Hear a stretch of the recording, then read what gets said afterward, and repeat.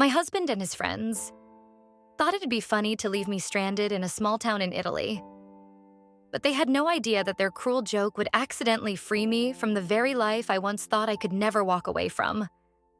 They thought I would panic, cry, and beg to be taken back. But what they didn't know was that the moment their car disappeared into the dust was also the moment I finally saw the truth about everything I had accepted for the past 7 years. My name is Haley. I'm 34 years old, and I used to be an interior designer living and working in Chicago. I love my job. I love the creativity, the freedom, the joy of running through showrooms to search for the perfect textures and materials. But after getting married, I chose to put everything on hold to stay home and take care of Dylan. He was my husband, the man everyone said was the perfect example of a successful man. Dylan was a tech investor, confident, decisive, and undeniably charismatic. He had a close group of friends from college who treated each other like brothers. And among them, Dylan was always the center of attention. I used to be proud of my husband. I used to believe that to keep a man like him, I had to be graceful, know when to step back, never stand out, never disturb, and always support him with quiet, soft-spoken loyalty. I lived like that for years, believing that stability was a form of happiness and that sacrifice was how you preserved love. The trip that changed everything started with what seemed like an innocent invitation. Dylan said his college friends were planning their annual weekend reunion, and this year they had chosen a small town called Acona as the destination. I wasn't invited from the start. He only mentioned the trip a few days before departure and casually asked if I wanted to come along, just for fun. I didn't expect much, but I still agreed. I thought maybe this time would be different. Maybe it would be a chance for us to reconnect, for me to finally understand the people who took up such a big space in his life. From the moment we arrived, I felt like an outsider. They drank beer from early morning, retold old stories I had never heard, and laughed loudly at memories that had nothing to do with me. I sat there silently, trying to smile at the right times and not look out of place. There was a woman with them, Madison. I had never heard Dylan mention her before. She claimed to be an old friend of the group, but the way she looked at Dylan said something entirely different from friendship. I didn't ask. Dylan didn't explain. I told myself I was overthinking things, that I shouldn't be too sensitive and ruin the trip. That afternoon, the whole group sat in front of a small roadside bar. Under the blazing Arizona sun, they kept drinking and joking like they were reliving their college days. Dylan was already starting to show signs of being drunk. I leaned over and quietly told him he should probably stop. That's when Madison laughed out loud, turned to the group and said, "Looks like Dylan's on a tight leash." Everyone burst out laughing. Dylan didn't. He stood up, grabbed my arm, and pulled me away from the table toward the parking lot. I thought he was going to defend me, or at least say something to protect me. But his voice grew louder, harsher, colder. He said I always suffocated him, that I never let him have fun, that I never gave him space to breathe. Then he told me to just go back to the hotel on my own and gave me a smirk. "You're so capable, right? Figure it out yourself." Before I could fully process what he had just said, he turned and walked away toward the waiting SUV. Madison was already in the front seat. In the back were Eli, Brandon, and Zane, Dylan's closest friends, laughing as if this was some kind of comedy skit. Dylan got into the car, slammed the door shut, and the engine roared to life. The vehicle rolled forward and disappeared down the road. None of them looked back. I stood there on the side of the road, the heat rising off the pavement and dust swirling behind their tires. I didn't move. I didn't say a word. I couldn't believe what had just happened. Part of me still hoped it was a joke, that they would turn around, that they just wanted to scare me a little before picking me up and laughing it off like nothing ever happened. I pulled out my phone and called Dylan. He didn't answer. I called again. Still nothing. I texted him. No reply. I tried calling Eli. The number had been blocked. I called Brandon and Zane. Also unreachable.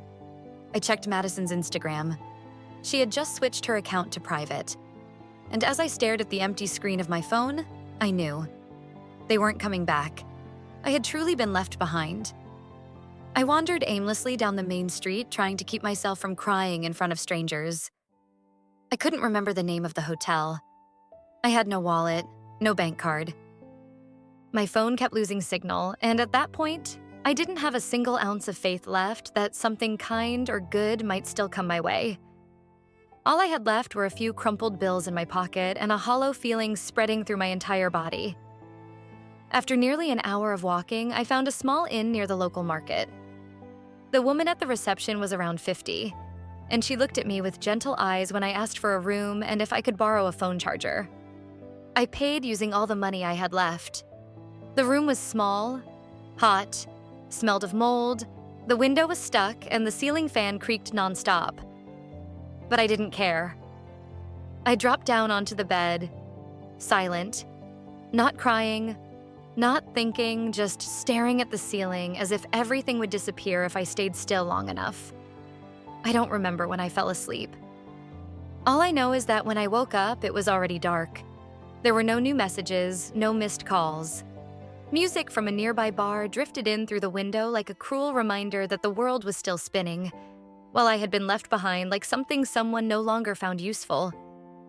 I lay there, motionless, and for the first time in my life, I felt like I no longer belonged to the life I had fought so hard to keep. That night, I didn't just lose my sense of direction. I lost my trust. Not just in Dylan, but in myself. The woman who had spent 7 years in a relationship where she always had to shrink herself down to keep others comfortable. The next morning, sunlight streamed in through the thin old curtain, waking me up. I lay still, staring at the ceiling, letting the memories from the day before rewind like a slow-motion reel. There was no shock anymore, only a deep, heavy emptiness I had never felt before. I didn't cry. I just stayed quiet, as if the pain had drained every last emotion from me. The phone still had no signal. There were still no messages from Dylan. No missed calls, no explanation. I tried calling again, but it was useless. And for the first time, I stopped waiting. I stepped out of the room and walked along the main street of the town. The sun was blazing, a few shops were barely opening, and no one seemed to notice the woman walking alone, head down, clutching her phone like it was the only thing connecting her to the rest of the world. I stopped at a tiny grocery store and bought a bottle of water and a sandwich. The money I had left was barely enough for a decent meal. I ate slowly, not to savor it, but because I didn't know when I'd be able to afford the next one. That afternoon, I went to the local police station. The officer on duty was an older man, polite but barely spoke English. I tried my best to explain that I had been left behind, had no ID, no money, and didn't know where to go. He listened, nodded, scribbled something into a notebook, and handed me a form confirming that I had reported being abandoned. He didn't ask too many questions. He didn't even seem surprised, as if it wasn't the first time he'd seen a woman left behind by the very person who once called her his wife. I walked out of the station holding the paper in my hand, not knowing what to do next. I sat on a nearby bench, watching locals walk by, my thoughts spinning. Beneath the exhaustion, something else was starting to rise. A slow, burning anger. I was angry at Dylan, but I was also angry at myself. Angry for believing that if I stayed quiet enough, patient enough, soft enough, I could hold on to love. Angry that I had allowed one man to take control of my entire life. So much so that when he disappeared, I didn't even know where I was. Angry that I didn't walk away sooner. That night, I took off my wedding ring. It left a pale mark on my finger, a reminder that I'd worn it too long and too tight. I held it in my hand, stared at it under the dim yellow light of the inn room, then placed it at the bottom of my bag. I wasn't ready to throw it away, but I knew I didn't want to wear it anymore. I didn't cry that night. Instead, I began typing a few notes into my phone, not to send to anyone, just to remind myself that I still existed. I wrote down the name of the town, the address of the inn, the number of the local police, and a few basic Italian phrases I had picked up from a sign at the bus stop. I didn't know what my next step would be, but I knew I had to take one. Because if I didn't, I would fall apart. The next day, I stopped by the only pawn shop in town. The owner was a man in his 50s with glasses slipping down the bridge of his nose and a look that was part curious, part cautious as I handed him my wedding ring. He examined the stone carefully, then offered a price far lower than what it was truly worth. I didn't haggle. I needed the money, and I needed a fresh start. With that amount, I could afford a bus ticket to the nearest city and cover a few days of decent meals. I stood at the bus station, ticket in hand, eyes scanning the blinking names of unfamiliar cities on the digital board, feeling equal parts nervous and relieved. I didn't know where I was going, had no plan, no one to lean on. But I knew one thing for sure. I wasn't going back. Whether Dylan looked for me or not, whether he texted an apology, called, or even begged, I would never return to the place that had turned me into a shadow of myself. I had been left behind once, and I promised myself I would never let that happen again. I stepped onto the bus with a heart still aching, but for the first time in years, I felt like I was finally beginning to live. The bus rolled away from the small town, carrying me toward a place I'd never been, among people I'd never met. I didn't know exactly where I was going. I only knew I was leaving behind the place that had made me realize a bitter truth. That sometimes what we call love is really just the habit of endurance. The bus dropped me off in a small city near the Milan border. The sun was bright, the wind warm, and rows of low, terracotta-colored houses lined the streets like a quiet valley of forgotten things. I stepped off with a light backpack and an even lighter heart. There was nothing left to lose and nothing holding me back. I didn't look for a hotel because I knew I couldn't afford anything fancy. I wandered through a few narrow streets, admiring tiny shops that sold scented candles, handmade crafts, and vegetables wrapped in brown paper bags. No one here knew who I was. And that, more than anything, made it easier to breathe. Eventually, I found a small family-run guest house tucked deep in a quiet alley. The owner was an Italian woman in her 60s named Isabel. Luckily for me, she spoke English. She was petite, with silver hair, lively eyes, and a voice as soft as a breeze. She didn't ask too many questions. When I told her I just needed the cheapest room for a few days, she nodded and handed me the key without even asking for payment. "You look like someone who needs rest more than a place to stay," she said, smiling gently, like someone who had seen many lost women walk through her door. My room was a small attic space with a round window looking out into the backyard where a heavy-laden orange tree stood. There was no air conditioning, no TV, just an old fan, a single bed, and a faded floral rug. But to me, it was paradise. That night, I ate the bean soup Isabel had made. She didn't ask anything. She just handed me a napkin when I began to tear up halfway through the third spoonful. I wasn't crying from pain anymore. I was crying from kindness. That simple emotion had become so rare that I'd forgotten what it felt like. The next morning, I woke up early to birdsong from the window and the smell of coffee coming from downstairs. I came down to thank Isabel, intending to head out to find a grocery store and pick up a few necessities, but she handed me a ceramic cup and said, "Would you mind helping me with a few things around here? The kitchen needs cleaning and the orange trees could use some watering." I nodded, without thinking twice. I started by washing dishes, wiping down tables, chopping vegetables, sweeping the yard, then organizing the back shed. No one ordered me around. No one hovered. I did everything willingly, like my body had been longing for something simple and good to do for a very long time. And slowly, I began to feel useful again, even if only through the smallest of tasks. Isabel lived with her nephew, Caleb, who was around 35. He worked at a gas station in the city. Tall, quiet, and carried a kind of quiet gentleness that matched the entire house. We didn't speak much during the first few days. Just brief greetings, polite thank yous, the occasional shared nod when we both ended up standing under the orange tree at the same time. Caleb never asked why I had come here alone, and I never told him. Between us was a silence that wasn't awkward, but rather a quiet understanding shared by two people who had been hurt enough to know that sometimes the kindest thing you can do is not touch someone's wounds until they're ready. One afternoon, while I was watering the garden, Caleb handed me a new pair of gloves and said, "Your old ones were torn." I looked up, about to politely decline, but then I caught his eyes.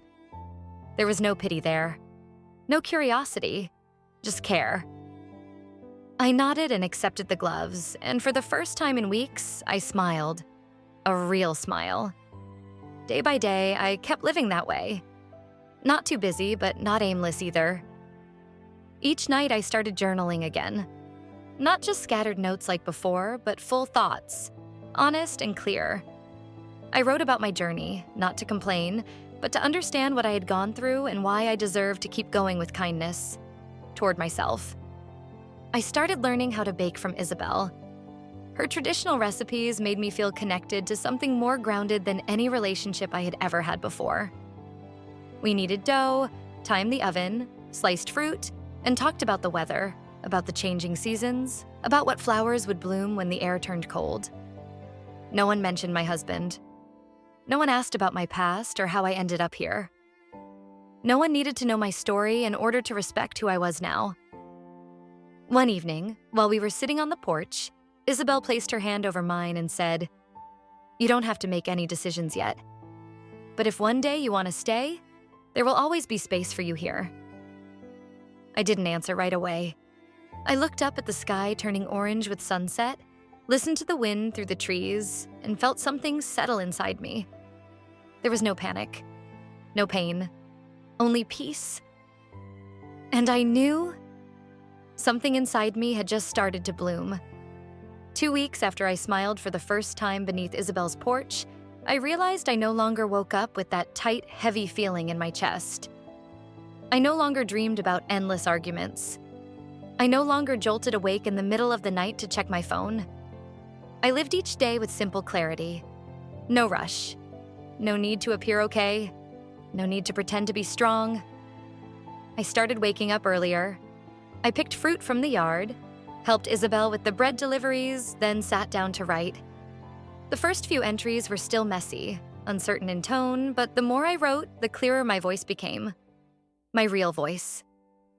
Not the one shaped to please someone else. Not the one edited for approval. Just me, Haley, the woman who was learning how to live again. One morning, while I was labeling jars of jam Isabel had made, I saw Caleb walk into the kitchen holding a printed flyer. He placed it on the table and said, "I saw this at the gas station. A cafe downtown is hiring part-time help." I looked at him, surprised. "You think I should try?" He shrugged but smiled. "I think if you want to, then yes, you should." I didn't respond, but that afternoon I walked to the cafe. It was called Pine and Steam, located in an old brick building with large glass windows and the warm smell of roasted coffee wafting from blocks away. The owner was a woman in her 40s, curly-haired, wearing round glasses and a fox print apron. Her name was Mira.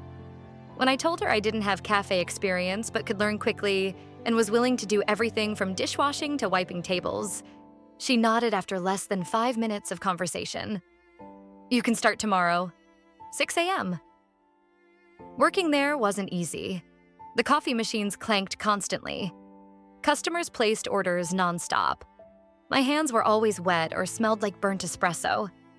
But every afternoon when I left, even though my body was exhausted, I felt like I had added a little value to myself. I was paid in cash every week. The amount wasn't much, but it was the first money I had earned by myself after years of living in Dylan's financial shadow. I brought the first envelope back to the guest house, opened it slowly as if it were a birthday gift I had given myself for turning 34. I folded each bill, placed them in a small tin box, and tucked it in a drawer. No one touched it. No one monitored it.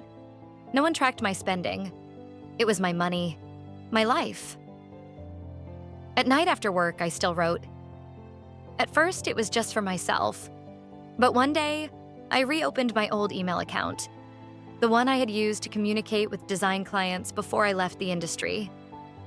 The inbox had hundreds of unread messages, mostly newsletters and automated spam. But between all the meaningless subject lines, I saw a familiar name: Linda Rowe, my former mentor, the woman who first helped me find my voice in design.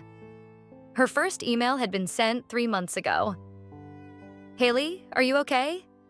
There's a project I think you'd be perfect for. Even if you can't take it, just let me know you're all right." 2 weeks later, another one. "I'm a little worried. It's okay if you don't want to talk, but please, just let me know you're safe." The most recent was sent 5 days ago. "The project is still here. If you're ready to return, just say the word. Don't let what happened make you forget who you are." I read all 3. Then I cried. Not because of the offer, but because someone still remembered who I was. When I had almost forgotten myself. I didn't respond right away. I needed time. But that night, I finished a new draft of my portfolio. Not to send immediately, just to have it ready. For the day I would be. The next day, I decided to check my phone again. For the first time in weeks, I turned on Wi-Fi and reopened all the old apps. Social media, personal emails, messages, notifications poured in. And then I saw Dylan's name. A single message sent less than 12 hours ago. "Haley, I know where you are. I'm coming.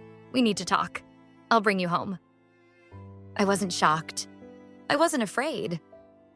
My heart beat steadily, slowly, as if even my body was waiting to see what I would do next. I walked downstairs. Isabel was sitting at the table, writing something in her weekly expense book. I placed the phone face up on the table, the message still glowing on the screen. She looked up, her eyes reading everything without me saying a word. "It's time, isn't it?" I nodded. I didn't know whether Dylan would come to beg, to persuade, or to manipulate. But I knew one thing. He would no longer be meeting the woman he had left by the side of the road.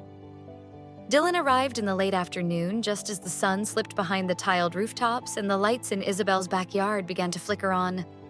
I heard the engine before I saw him. The same silver-gray SUV, the one that had driven away without me, rolled slowly to a stop at the gate. The car door opened and he stepped out. White shirt, pale gray jeans, hair neatly styled, still wearing the cologne I had bought him for our second wedding anniversary.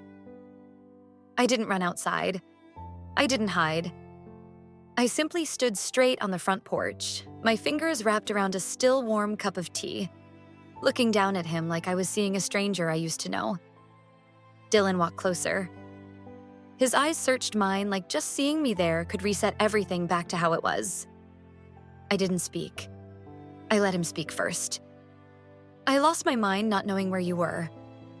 Haley, I'm sorry, I was wrong. I didn't think you'd disappear like that. I thought you'd call, or at least send a message." I stayed silent, not because I didn't know what to say, but because I wanted to listen, to understand why he was really here. After a moment, he lowered his voice and stepped up one stair. "You scared me. You didn't tell anyone. Not a word. Do you think that was fair to me?" I set my teacup down on the wooden table and looked straight into his eyes. "And what do you think was fair, Dylan? Leaving your wife on the side of the road? No wallet, no phone, no one to call, just because she asked you to stop drinking?" He swallowed hard, took a step back. We were just messing around. I didn't mean to leave you for long. I just thought you'd learn to... To what?" I cut in, my voice still soft but cold as stone. "To stay quiet? To stop bothering a bunch of grown men acting like college freshmen? To not embarrass you in front of her? In front of Madison?" Dylan dropped his gaze and fell silent. I didn't know if it was guilt or just the lack of a convincing excuse. I looked at him for a long moment, then let out a slow breath. "I didn't disappear, Dylan. I was there. I just stopped telling you where I was. Because for the first time in 7 years, I needed to see what you'd do without me. And you did exactly what I expected. You didn't look for me until I was out of your control." He blinked, then said, I did look. I hired a private investigator. I went to all the places you might have been. Because you were worried about me or because you couldn't stand losing control? That question silenced him. I picked up my phone, opened his old message, and held it up. This is how you open the first conversation with the wife you abandoned. I know where you are. I'm coming to get you. Not, are you okay? Not, I miss you. Just, I'm coming to get you. You didn't ask if I wanted to be found. Dylan bit his lip. Because you're my wife. You belong home. I laughed. Not mockingly, just a short, bitter laugh. I used to be your wife, but now I belong to myself. And I'm home. He looked like he wanted to say something else, but I raised my hand. I'm not going back, Dylan. Even if you regret it, even if you apologize, even if you change, I'm not the same woman you left behind. I no longer need your approval to feel worthy. I'm no longer afraid of being alone enough to cling to a hollow love. His eyes filled with tears. I didn't know if they were from regret, from heartbreak, or simply because for the first time someone had said no to him. I stepped down the porch steps, stood right in front of him, close enough that he could still smell the chamomile tea on my clothes. You don't have any power here anymore. He nodded quietly. I turned around and walked back into the house without looking back. I heard the car engine start, then roll away. He didn't call my name. No one reached for my hand, and I knew I had finally moved on from him. That evening, Isabel didn't ask me anything. She simply placed a plate of warm cornbread on the table and said, "You did well." I smiled, sat down, and ate each bite slowly, as if every flavor was a reward I had earned for myself. I didn't feel empty. I didn't feel loss. I felt free. Not the impulsive kind of freedom that comes from running away, but real freedom. The kind that comes when a woman knows who she is, knows she doesn't need anyone else's validation, and knows that from this day forward, she will never shrink herself for anyone again. A week after Dylan left, I still woke up early every day. I still made coffee for Isabel. I still swept the back garden and picked up the ripe oranges that had fallen around the tree. I thought I would feel a void, facing the finality of my decision. But strangely, I felt light. No longer waiting for anyone to call. No longer wondering if I'd disappointed someone. No longer planning a life drawn by someone else's hand. I started getting more emails from Linda. She sent over design briefs, asked for my input, and said that if I was ready, she could send me a few small projects. No pressure, no obligations, no expectations. Just a chance to feel the weight of a blueprint in my hands again. And I said yes. Each evening after finishing my shift at Pine and Steam, I would sit in the attic room at Isabel's house, turn on the warm yellow light, open my laptop, and start sketching again. I didn't draw like I used to. Chasing trends, pleasing clients. I designed spaces I wanted to live in. Simple, warm, full of sunlight. Just like the little room I lived in now. Caleb would still drop by occasionally, sometimes bringing a handful of wild berries from the hill near the gas station, or borrowing a wrench from Isabel to fix something. We didn't talk much, but whenever we saw each other, I no longer felt the need to hide. I wasn't building fantasies in my head about what this could be. All I knew was that if, one day, my heart healed enough, I would know when I was ready to trust again. A few weeks later, I got paid for my first design project. I used that money to buy Isabel a new juicer, replacing the one that had been squeaking for nearly a year. She laughed when she opened the box and said I was spoiling this old lady too much. I just smiled and said, "You gave me a place to start over. The least I can do is make this place a little more comfortable." It was the first time I called this place mine. And in that moment, I realized I had chosen to stay. Not because I had nowhere else to go, but because for the first time in my life, I felt like I was exactly where I belonged. Each morning, I woke to birdsong instead of an alarm clock. Each afternoon, I made tea for Isabel, carried a cup out to the porch, and wrote a few lines for myself. I no longer wrote to remember my pain. I wrote to preserve the little things that reminded me I was still living fully. I wrote about afternoons soaked in golden sunlight, about the smell of cornbread filling the kitchen, about the feeling of holding a pair of scissors and cutting the final ribbon on a finished draft. And sometimes I wrote about myself, not as the abandoned wife, not as the survivor, but as the woman who had learned how to love herself before loving anyone else. One morning, while I was labeling a new batch of orange marmalade, Isabel walked in and said, "You know, you've been smiling more lately." I smiled again, hands still working. Because I'm finally living as myself. And it's the first time I've felt truly free. Freedom doesn't come from leaving someone behind. It comes from letting go of the expectations that never belonged to you in the first place. And if someone asked me what tomorrow might bring, I wouldn't have an answer. But I know one thing for sure. I'm no longer afraid. Because whatever happens next, I will never again go back to being a smaller version of myself. I was once left on the side of the road. But that very place became the turning point that helped me find myself again. I once screamed over loss. But now I smile because I no longer lose myself for anyone. And if you're listening to my story, I want you to know you are not alone. There are many women like me who have been abandoned, underestimated, and forced to keep walking with broken hearts. But eventually, they stood back up, just like I did. And you can too. Keep going, even if your heart is still trembling, because the road ahead may not be easy. But it will always, always be yours. Thank you for listening to my story. This is her side of the story, where we tell painful but brave journeys, where women's voices are heard in their truest form.